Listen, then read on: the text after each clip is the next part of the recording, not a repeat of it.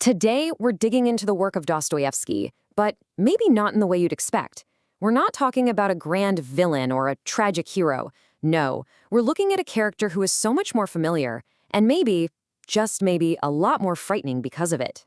Right? I mean, what if the most dangerous monster isn't the person who breaks all the rules, but the one who follows them perfectly? What if the real threat is the person who is so polite, so proper, and so completely passionless that they become this crushing force of conformity? So, here's our game plan. First, we're going to meet this unsettlingly ordinary guy, Simonov. Then, we'll dive into his emotional world, or really the lack of one.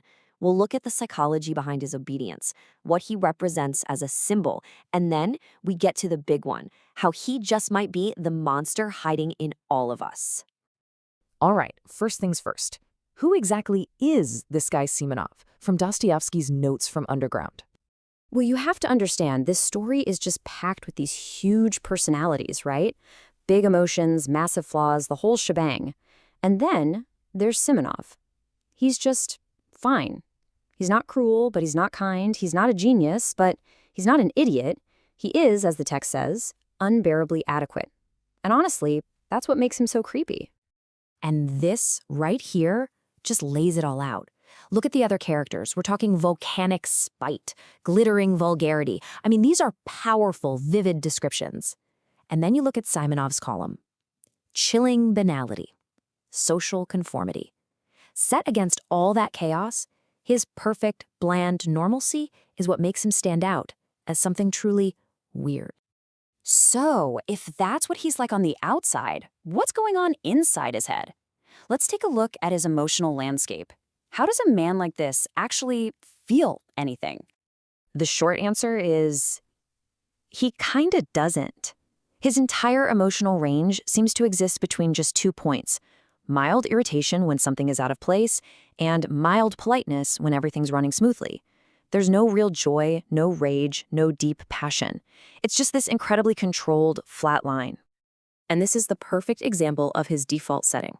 When the main character, the underground man, just shows up uninvited, Simonov doesn't get truly angry. He doesn't raise his voice. Nope. He just shows this tiny flicker of annoyance before his social programming kicks in, and he immediately smooths it all over with politeness.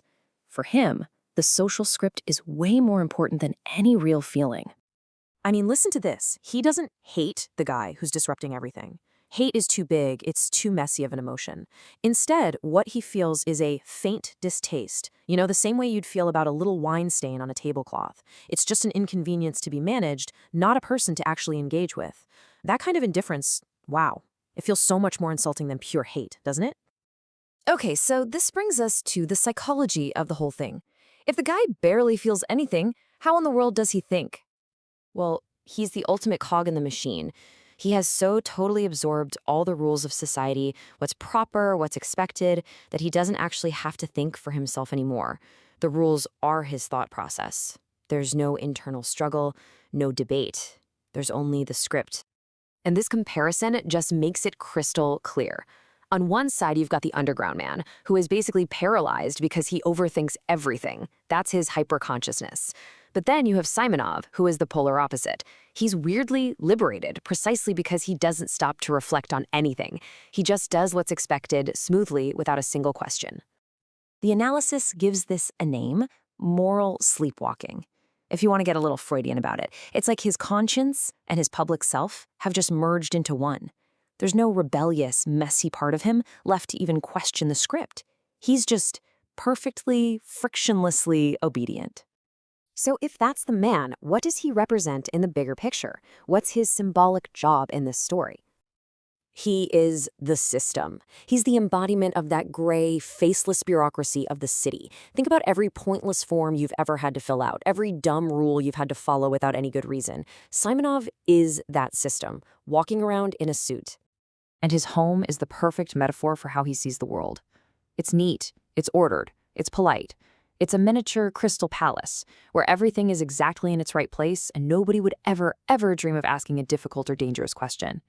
It's a space that's been designed to eliminate any hint of discomfort. But here's the absolute core of it.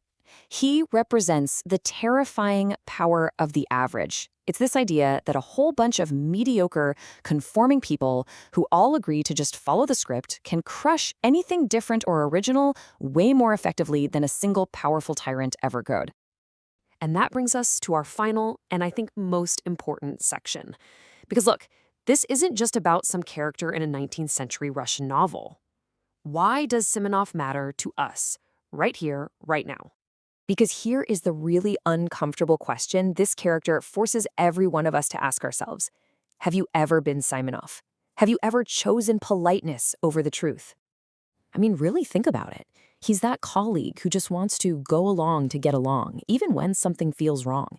He's the friend who quietly makes sure everyone follows the unspoken rules to keep the group from getting awkward.